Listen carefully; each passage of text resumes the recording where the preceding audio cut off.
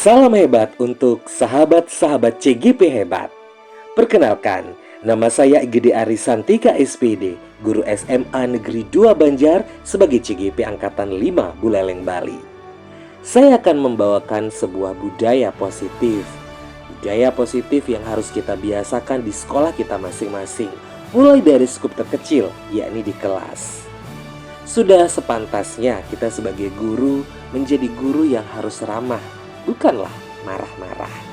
Kasus kecil yang saya dapatkan adalah pembuatan surat tidak masuk sekolah dengan sistematika yang salah. Harusnya anak atau murid bisa menulis surat tidak masuk sekolah dengan sistematika dan format yang benar. Untuk itu, kita perlu membiasakan budaya positif menulis surat tidak masuk sekolah dengan sistematika yang benar. Bagaimana langkahnya? Ikuti pembiasan budaya positif oleh saya, Igede Arisantika SPD, kepada rekan-rekan saya di sekolah. Selamat menyaksikan. Nah, saya mulai sekarang. Iya, bisa Pak Ari.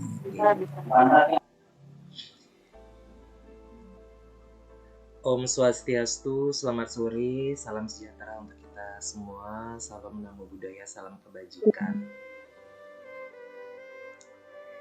Terima kasih Bapak Ibu sudah menyempatkan diri untuk bergabung dalam saya hari ini.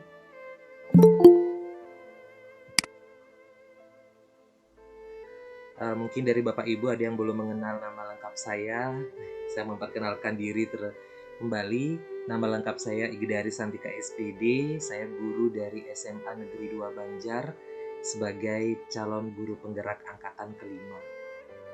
Nah, hari ini saya berada di sini akan menyampaikan sebuah materi di bawah fasilitator Bapak Gede Wiarsika SPD dan pengajar praktik Ibu Masifa SPD MPD.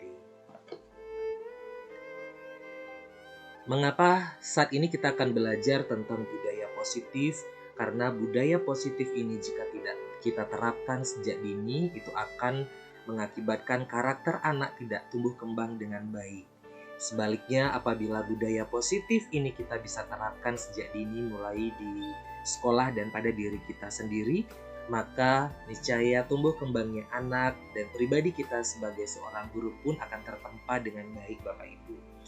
Lalu sebenarnya apa sih budaya positif itu? Nah, Bapak Ibu, budaya positif ini adalah sebuah pembiasaan yang bernilai positif. Di dalamnya berisi nilai-nilai yang dapat menumbuh kembangkan karakter anak. Seperti yang tadi saya sampaikan bahwa karakter anak itu salah satunya sangat bergantung pada sebuah budaya yang diterapkan secara kontinu atau berkesinambungan. Kita sebagai pendidik apabila menerapkan budaya positif dengan kontinu dan penuh kesadaran, maka karakter anak akan tumbuh kembang secara baik pula sesuai dengan harapan kita. Nah, Bapak Ibu, di mana sih budaya positif itu bisa kita laksanakan?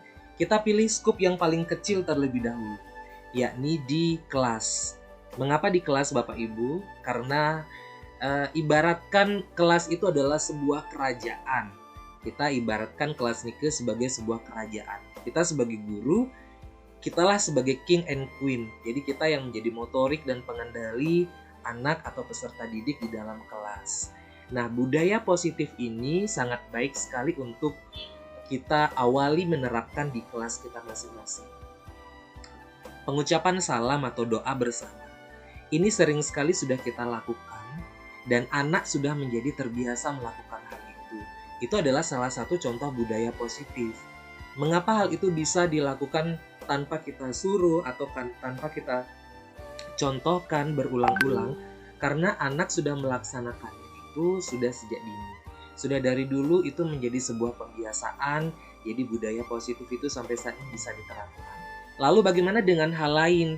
Kita bisa menerapkan budaya positif lainnya sebagai contoh di dalam mengerjakan sebuah proyek atau mengawali sebuah pembelajaran. Ada baiknya kita membuat sebuah keyakinan atau sebuah kesepakatan kelas. Ini sangat penting sekali Bapak Ibu agar kita bisa mengendalikan kelas dengan baik dan tujuan dari pembelajaran itu bisa tercapai. Apalagi budaya positif yang lainnya Bapak Ibu? Ya, semisal di dalam duduk di kelas jangan suka pindah-pindah, harus sesuai dengan denah yang ada.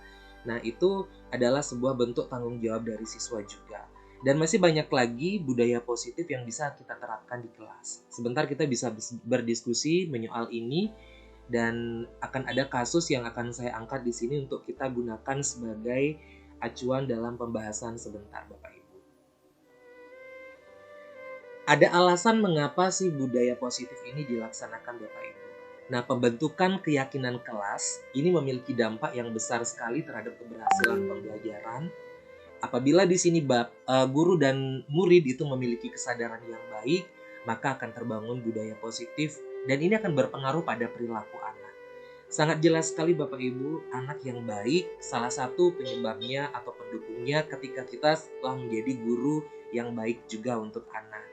Ketika kita telah menjadi anutan yang baik untuk anak didik kita, maka dengan sendirinya perilaku anak didik itu akan baik pula. Seperti ini. Jadi sebagai guru sudah sepantasnya memberikan contoh tentang pembiasaan sebuah budaya positif kepada anak agar anak mampu mengikuti atau mengintelmen apa yang telah kita lakukan. Nah, Bapak Ibu, muncul pertanyaan besar di benak saya dan mungkin di benak Bapak Ibu semuanya. Sebenarnya guru yang seperti apa yang dibutuhkan oleh siswa saat ini? Di mana saat ini kita sangat dekat dengan IT, saat ini anak dengan kondisi yang sangat heterogen, dengan banyak pengaruh kemajuan teknologi, cara bergaul mereka yang banyak sekali, cara bergaul mereka yang sangat bervariasi. Di sana benar-benar dibutuhkan sosok guru yang mampu menempa kondisi anak yang heterogen tersebut, Bapak Ibu. Nah, sebagai guru, kita tidak pernah terlepas dari dua hal ini, Bapak Ibu, hukuman dan juga konsekuensi. Kasus yang mungkin sering kita temukan ketika anak mengalami kesalahan atau tindakan yang menyimpang, kita melakukan hukuman. Kita melakukan hukuman dan hukuman. Apa benar yang kita lakukan itu adalah hukuman atau konsekuensi? Sebentar saya akan berikan contoh. Ataukah kita harus melakukan langkah ketiga, yakni teknik segitiga restitusi. Nah, sebentar kita akan mengarah ke arah segitiga restitusi itu Bapak Ibu. Kita ke hukuman terlebih dahulu.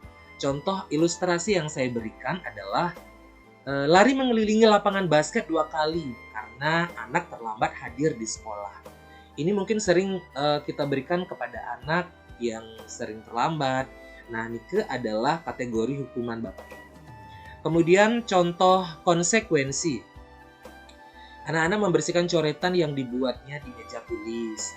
Atau anak-anak merapikan meja yang tadi dibuat berantakan. Itu adalah sebuah konsekuensi atau sanksi. Itu bukan sebuah hukuman Bapak Ibu. Lalu hukuman dan konsekuensi ini apakah masih baik untuk kita laksanakan? Sebentar kita akan ketemu jawabannya setelah mengetahui segitiga restitusi Bapak Ibu. Nah, sebagai seorang guru Bapak Ibu, kita bisa menukik pada pendapat dari Dian Gilson dalam bukunya Restructuring School Discipline. Di sini menyatakan ada 3 motivasi perilaku manusia. Jadi kesalahan atau tindakan dari siswa yang menyimpang itu pasti ada motif atau penyebab yang menyebabkan anak tersebut melakukan tindakan yang salah seperti ini. Nah, 3 motivasi perilaku itu Bapak Ibu bisa jadi yang pertama untuk menghindari ketidaknyamanan atau hukuman, yang kedua untuk mendapatkan imbalan atau penghargaan dari orang lain, yang ketiga untuk menjadi orang yang mereka inginkan dan menghargai diri sendiri dengan nilai yang mereka percaya. Nah, ketiga ini harus kita gali Bapak Ibu, kita harus bisa mengetahui apa penyebab atau apa motif dari anak melakukan tindakan itu.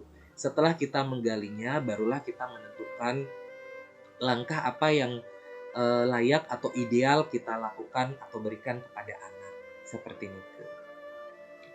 Kasus yang saya temukan di sekolah kita di SMA Negeri 2 Banjar adalah mengenai surat tidak masuk sekolah. Ini sepertinya sebuah batu camuk sebenarnya untuk saya pribadi sebagai guru bahasa Indonesia, karena sekalipun telah kita contohkan di awal pertemuan pada awal tahun ajaran cara menulis surat tidak masuk sekolah dengan format atau sistematika yang benar, tapi ujung-ujungnya anak juga tetap ada yang menulis secara tidak benar. Nah, kalau ini diteruskan Bapak Ibu, sepertinya ini akan jadi momok yang tidak baik. Ini akan menjadi sesuatu yang membuat anak itu jadi tidak disiplin dan tidak bertanggung jawab mulai dari hal kecil. Ini efeknya adalah ke hal-hal yang lebih besar, jadi sebuah kebiasaan yang tidak baik karena hal kecil sudah dilakukan secara tidak baik. Seperti ini ke Bapak Ibu.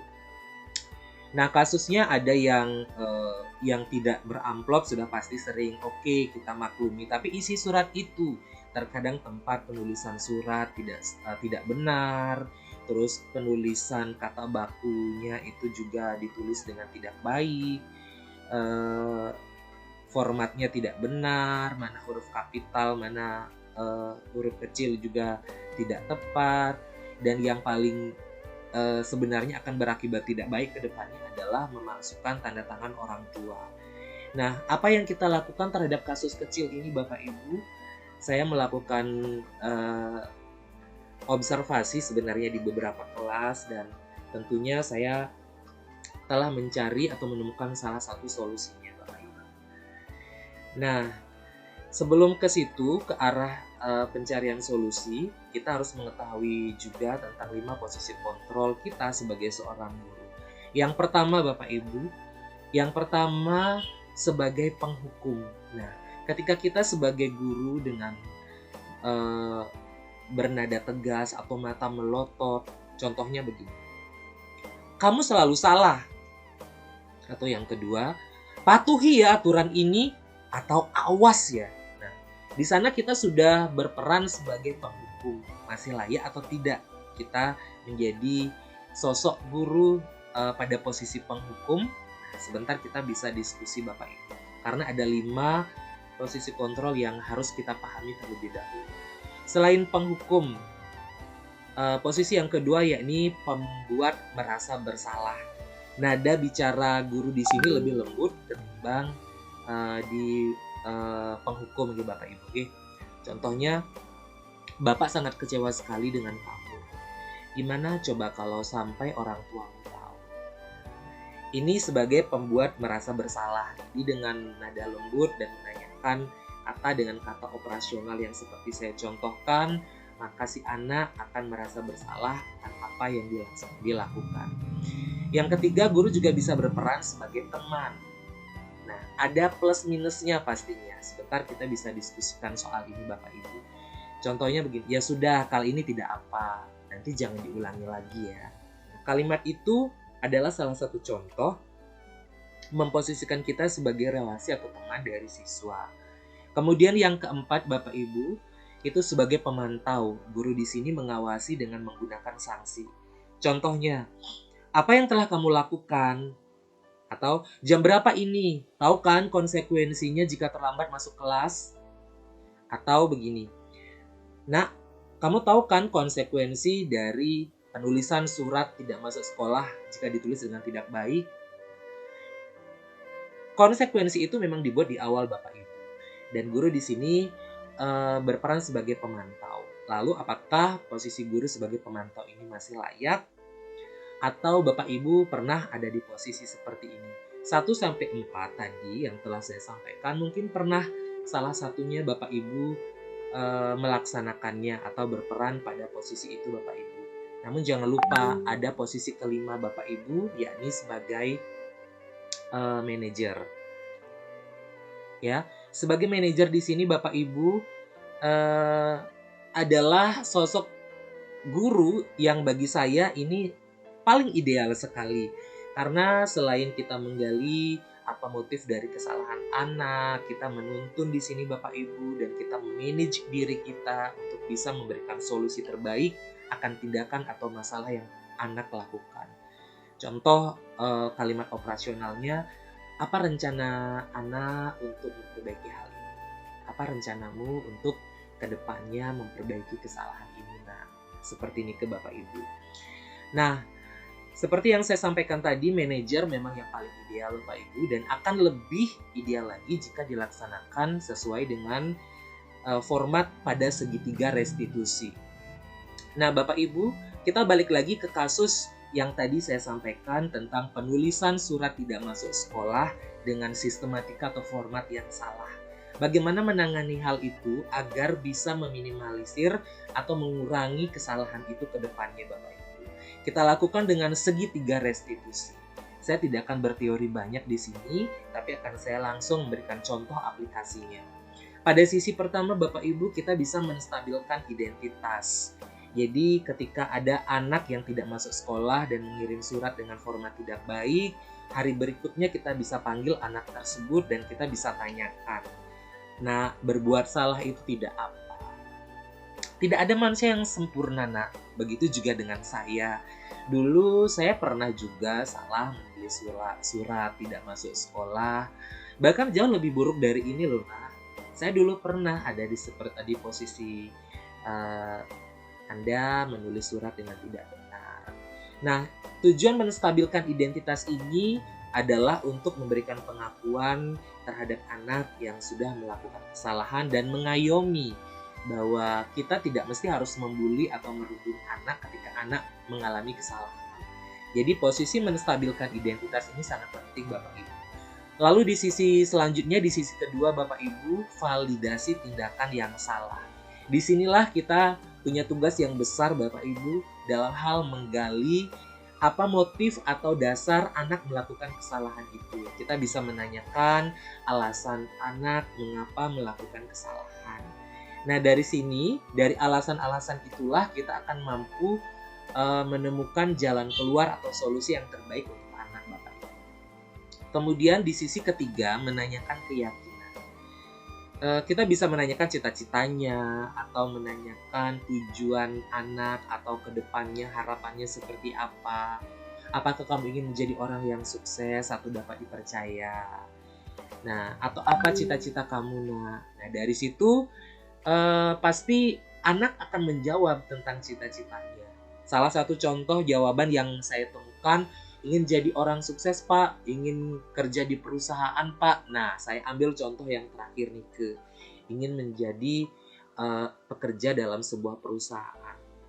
Bapak Ibu, kita tidak bisa munafik terhadap diri kita sendiri. Kita berperan sebagai makhluk pribadi dan makhluk sosial dalam hidup ini. Tentunya kala waktu kita akan pernah menemukan posisi tidak bisa untuk masuk kerja karena satu dan lain hal. Apalagi kita tinggal di Bali yang banyak sekali upacara-upacara agama yang tentunya tidak bisa kita tinggalkan Bapak Ibu.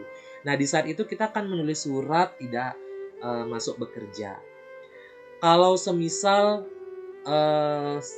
anak sebagai pekerja menulis surat tidak masuk kerja dengan sistematika yang salah dan yang paling fatal adalah memalsukan tanda tangan, itu akan mendapat achievement atau penilaian yang tidak baik dari atasan kita. Kita bisa berikan contoh seperti ini ke Bapak Ibu, ke anak-anak yang menulis surat dengan sistematika yang salah. Kita berikan gambaran ke depannya ketika hal ini terus dilakukan, efeknya atau dampaknya seperti apa. Nah, setelah nikelah baru kita mendapat solusi Bapak Ibu. Dan lewat meeting ini juga saya mohon izin dan mohon kerjasama dari Bapak Ibu. Untuk saat ini saya sudah menyiapkan contoh atau sistematika penulisan surat tidak masuk sekolah dengan ukuran A3 yang saat ini pun program budaya positif itu sudah disetujui oleh Bapak Wakakurikulum kita. Nanti mohon kerjasamanya untuk menyampaikan, terutama guru bahasa Indonesia untuk menyampaikan di kelas agar membiasakan anak ketika tidak masuk sekolah menggunakan acuan contoh yang telah saya buat itu. Seperti itu Bapak Ibu. Apabila segitiga restitusi ini sudah dilaksanakan, apa yang terjadi Bapak Ibu? tuntutan dari pembelajaran Ki Hajar Dewantara itu akan bisa terrealisasi dengan baik. Contoh penulisan surat yang baik itu adalah salah satu budaya positif yang mungkin paling kecil sekali ada di dalam lingkungan kita. Tapi saya percaya Bapak Ibu, ketika kita percaya melakukan hal kecil dan itu bisa berhasil, untuk hal-hal besar kita pun akan terbiasa melakukannya dengan penuh tanggung jawab. Kita bisa menuntun siswa dan pembelajaran bisa berpusat pada siswa, kita bisa menjadi relasi atau kawan terbaik untuk siswa, dan tentunya apa yang menjadi harapan orang tua siswa bersekolah di sekolah kita bisa terwujud dengan baik Bapak Ibu. Baik, matur sukseme. Demikian sekiranya apa yang bisa saya sampaikan dalam meeting hari ini. Selanjutnya saya kembalikan ke forum. Sekiranya ada masukan atau pertanyaan atau solusi untuk menyempurnakan perealisasian dari budaya positif yang akan saya laksanakan bersama-sama dengan Bapak Ibu, saya silakan.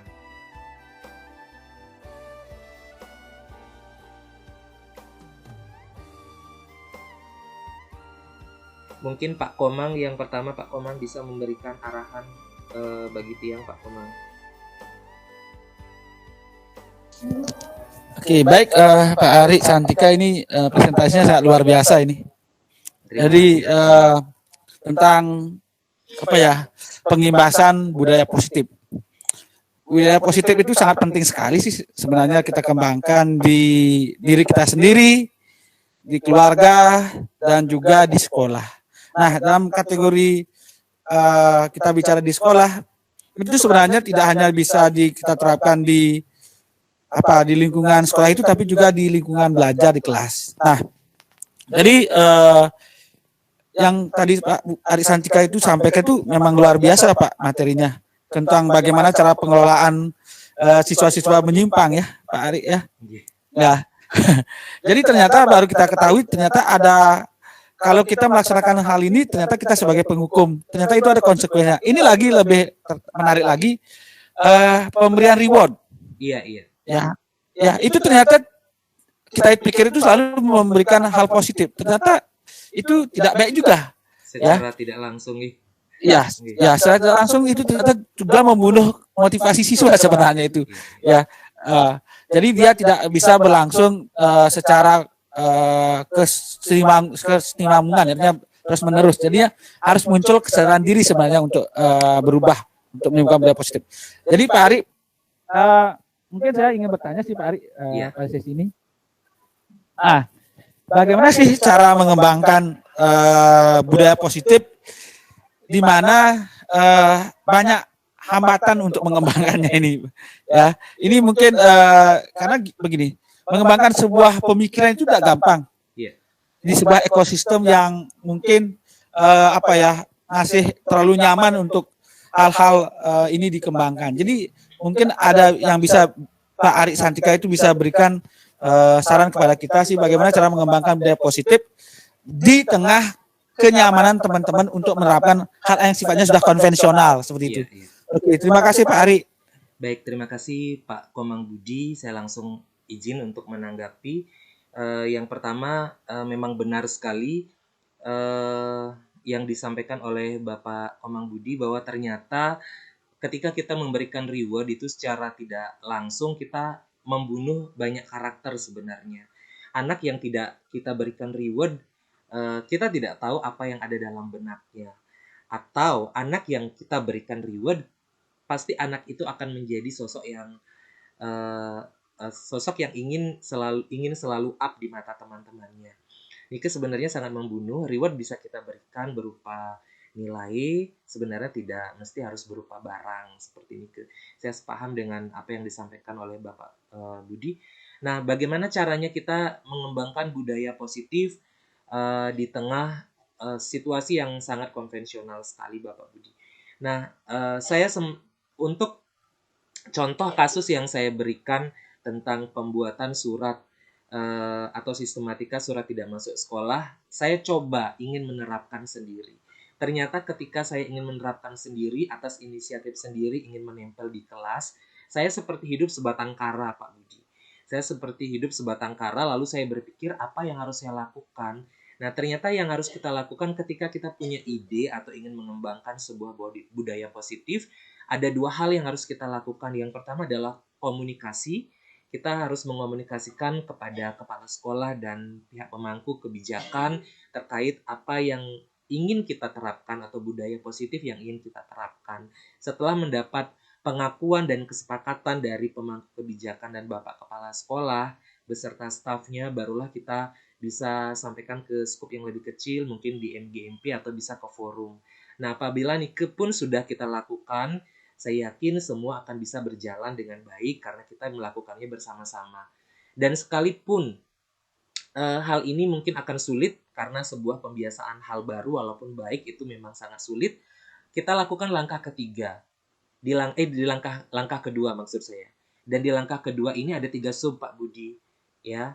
2.1 yakin, 2.2 yakin, 2.3 yakin. Jadi kita harus yakin. Kalau yakinnya cuma sekali, kita tidak bisa meyakini juga program atau sebuah budaya positif yang akan kita lakukan berhasil. Jadi yakin, dan yakin diimbangi dengan usaha.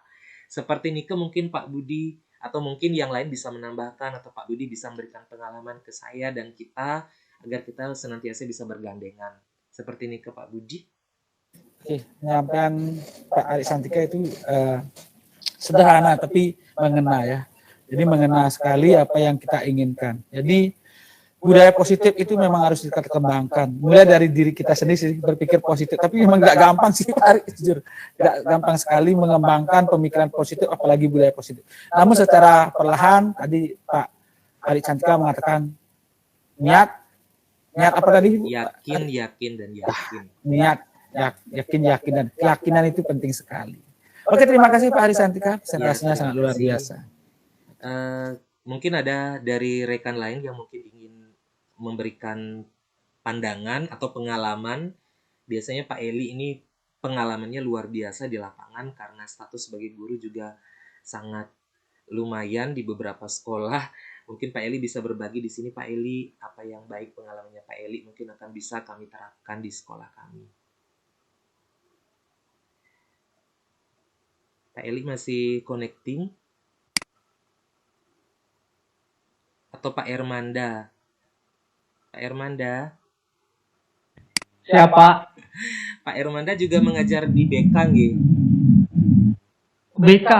Enggak sih Pak, saya kan cuma diperbantukan aja untuk mengurus siswa-siswa yang ingin mencari beasiswa kuliah Pak. Nah, itu juga sebuah budaya positif sebenarnya Pak Ermanda.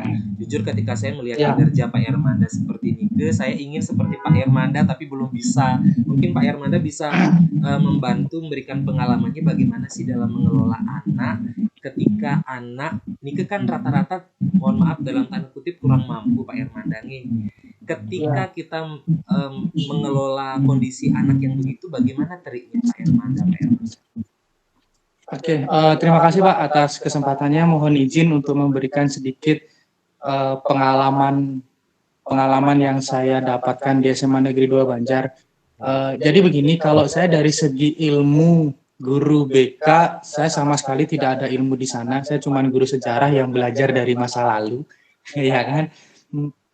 Jadi begini, kalau saya secara pribadi ingin membuka pola pikir mereka bahwa pendidikan itu sesuatu yang penting, tapi tidak penting.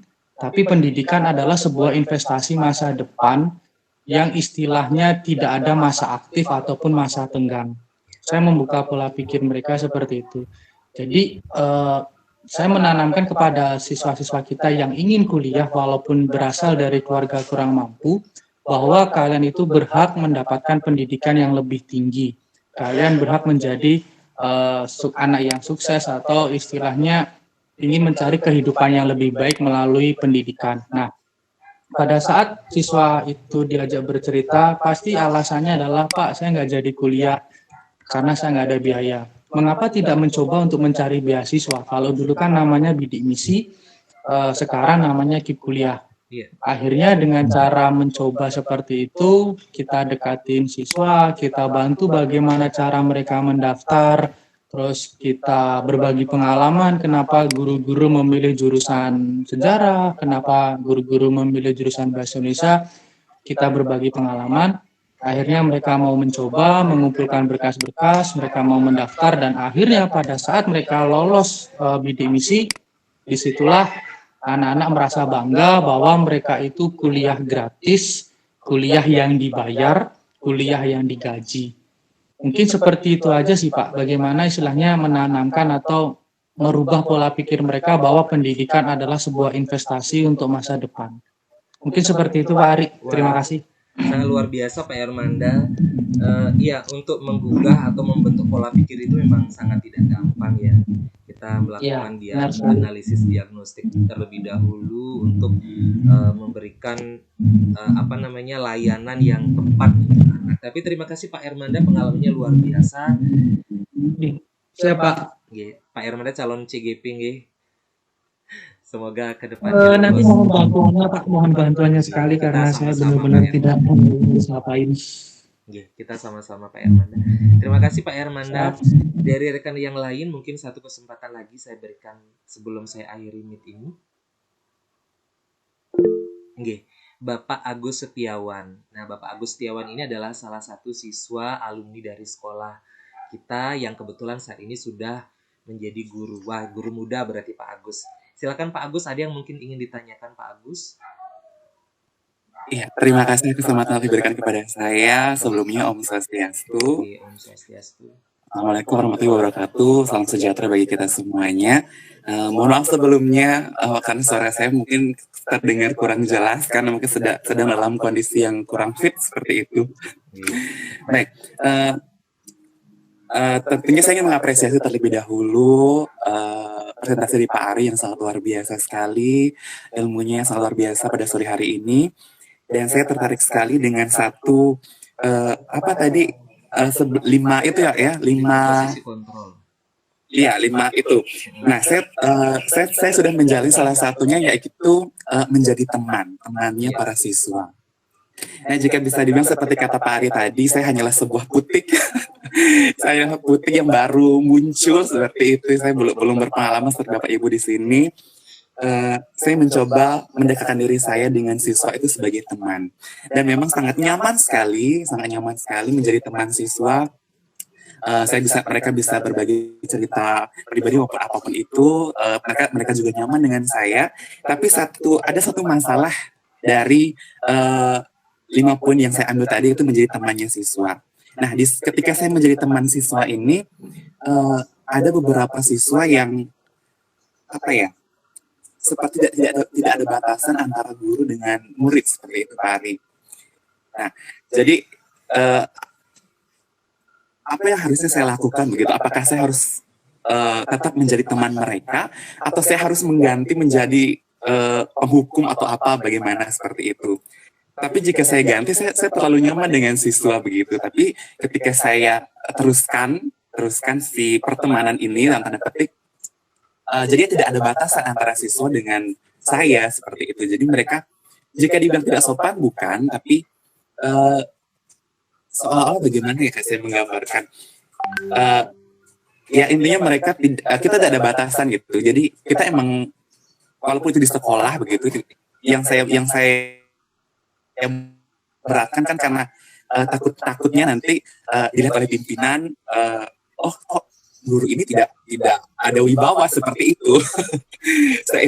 Itu yang sedikit beban dalam diri saya dalam menjadi guru beberapa bulan ini. Jadi bagaimana Pak Ari? Apakah saya harus tetap menjalani sebagai menjadi temannya siswa atau saya harus merubah pola ini seperti itu? Bagaimana Pak Ari? Baik, terima kasih Pak Agus. Seperti yang telah tadi saya sampaikan bahwa dari kelima posisi kontrol ini yang paling ideal itu adalah menjadi manajer. Kalau saya boleh katakan 1 sampai 4, posisi 1 sampai 4 itu sebenarnya di dalam manajer pun ada gitu loh. Ya. Jadi kalau Pak Agus sendiri sangat nyaman, ya bisa dikatakan sebagai seorang guru yang mungkin baru, saya pernah juga ada di posisi itu, sangat nyaman sekali berperan atau memposisikan kita sebagai teman dari siswa atau anak didik. Itu justru sebenarnya membunuh kita karena siswa sendiri akan memiliki ketergantungan terhadap kita sendiri. Jadi efeknya ya begitu, seperti yang ketakutan dari Pak Agus, wibawa mungkin tidak akan ada, dan anak akan manja, sangat ketergantungan dengan kita. Lalu bagaimana dengan anak-anak lain yang tidak dekat dengan kita? Tentunya akan memiliki kecemburuan sosial, dan itu akan mengarah pada psikologi anak sendiri. Dan satu lagi, bentuk layanan di kelas kita terhadap anak itu akan sangat subjektif gitu loh Pak Agus. Subjektif itu boleh, tapi jangan lupa di sebelah subjektif ada objektivitas, dan itu harus kita terapkan. Jadi saran saya, situasionalkan posisi kita sebagai guru, kapan saatnya kita memposisikan diri sebagai teman, kapan saatnya kita harus tegas tanpa harus menghukum terlebih dahulu, tapi kita harus menggali dulu motif yang ada atau motif yang jadi dasar anak melakukan penyimpangan atau tindakan-tindakan yang keliru.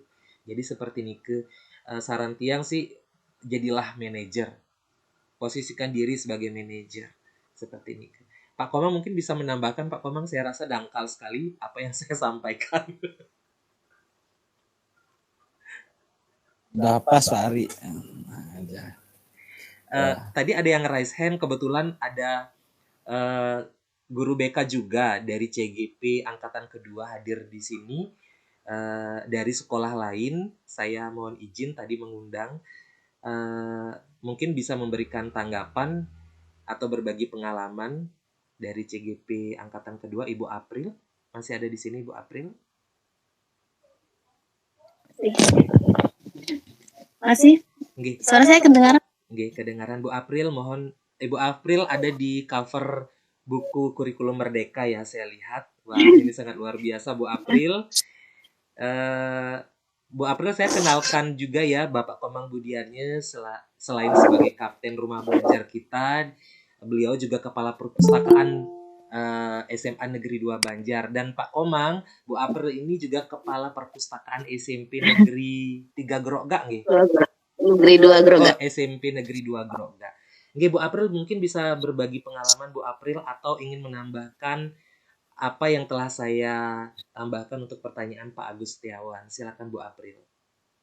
Ya, terima kasih atas waktunya. Terima kasih juga atas kesempatan untuk memberikan tanggapan ataupun berbagi terkait dengan budaya positif. Saya rasa pemaparan dari Bapak Ari sudah sangat lengkap, dan malah saya mendapatkan ilmu, ada tambahan lagi ilmu, ada tambahan materi yang saya dapatkan dari pemaparan Pak Ari. Saya berbagi pengalaman ini terkait dengan budaya positif yang saya terapkan di sekolah saya. Yang saya terapkan itu adalah menghargai dan menghormati orang lain. Nah, di situ saya melakukan kampanye anti-bullying di sekolah, di mana saya melakukan pelatihan tutor sebaya pada beberapa siswa terpilih. Jadi mereka mengadakan kampanye anti-bullying, di mana sehingga tentunya akan dan kemudian nanti itu hasil dari kampanye itu akan ditampilkan di media sosial masing-masing, dan tentunya itu akan menumbuhkan budaya positif anti-bullying yang di kalangan siswa gitu. Jadi secara langsung mereka mengimbaskan itu hasil dari tutor sebaya yang dilakukan. Nah, kemudian terkait dengan posisi kontrol guru yang tadi ditanyakan oleh Pak Agus, usahakan kita sebagai guru itu menjadi manajer. Karena dari 4 posisi kontrol guru yang lain itu sudah ada semuanya di posisi kontrol guru sebagai manajer itu. Baik dia sebagai penghukum, sebagai teman, sebagai pemantau, dan lagi satu sebagai pembuat rasa bersalah. Itu semua sudah tercakup dalam posisi manajer. Itu mungkin nanti seiring berjalannya waktu, semakin banyak pengalaman, Pak Agus akan bisa menjadi seorang guru yang menjadi manajer di kelasnya gitu. Kemudian ada lagi budaya positif, contoh dari teman saya, yaitu kegiatan afirmasi pagi. Jadi teman saya ini, CGP Angkatan 2 kemarin, dia setiap pagi di kelasnya, setiap akan memulai pembelajaran, dia memberikan afirmasi positif. Jadi memberikan budaya yang nyaman, lingkungan kelas yang nyaman, memberikan suatu motivasi kepada siswanya sehingga anak-anak ini bersemangat dan memiliki pikiran-pikiran positif sebelum mengikuti pembelajaran itu dari teman saya. Nah, mungkin itu saja yang bisa saya bagikan karena ya pengalaman saya belum begitu banyak juga. Kita sama-sama baru belajar dan semoga Pak Ari sukses kegiatan PPGP-nya dan lulus menjadi guru penggerak. Selamat sore. Selamat sore, terima kasih Ibu April sudah berbagi bahwa memang benar selayaknya menjadi seorang guru yang ideal, posisi kontrol sebagai manajer lah yang harus kita terapkan. Dan pengalaman atau apa yang telah dilakukan oleh Ibu April di sekolahnya Astungkare itu sangat baik sekali dan akan kami serap sisi-sisi positifnya. Baik rekan-rekan, mungkin ada yang ingin menambahkan atau bisa saya akhiri mungkin sampai saat ini, sampai di sini. Pak Budi, ada yang ingin disampaikan Pak Budi? Sudah 1 jam. Sudah 1 jam. Ayo kita bersama-sama bergandengan tangan Bapak Ibu. Kita mulai dari yang masuk pada room chat ini, pada meet ini. Ayo kita bergandengan tangan membangun sekolah kita masing-masing untuk memberikan layanan positif kepada anak, membiasakan sebuah budaya positif dari skop paling kecil, yakni kelas. Ada 3 hal, yakin, yakin, dan yakin. Saya mengutip apa yang disampaikan Bapak Nyoman Trimo pada saat upacara, jadilah guru yang ramah-ramah, jangan jadilah guru yang marah-marah. Itu luar biasa, akan saya mulai terapkan mulai saat ini. Baik Bapak Ibu, mohon izin sebelum saya akhiri mungkin bisa open kamera. Saya akan melakukan foto bersama.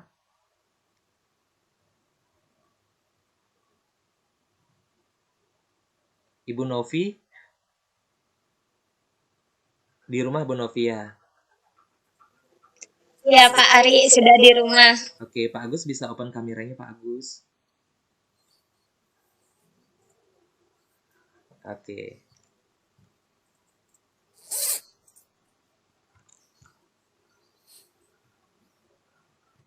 Ya, saya ulang ya, kita foto bersama terlebih dahulu.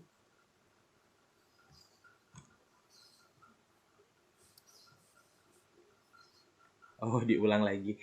Oke, 1, 2. Oke, terima kasih Bapak Ibu, sangat luar biasa, dan terima kasih juga dukungan yang luar biasa untuk saya. Kurang lebih saya mohon maaf. Saya akhiri dengan Parama Santi. Om Santi, Santi, Santi. Oke, usai ini bisa live. Terima kasih Bapak Ibu semua. Pak Komang, terima kasih.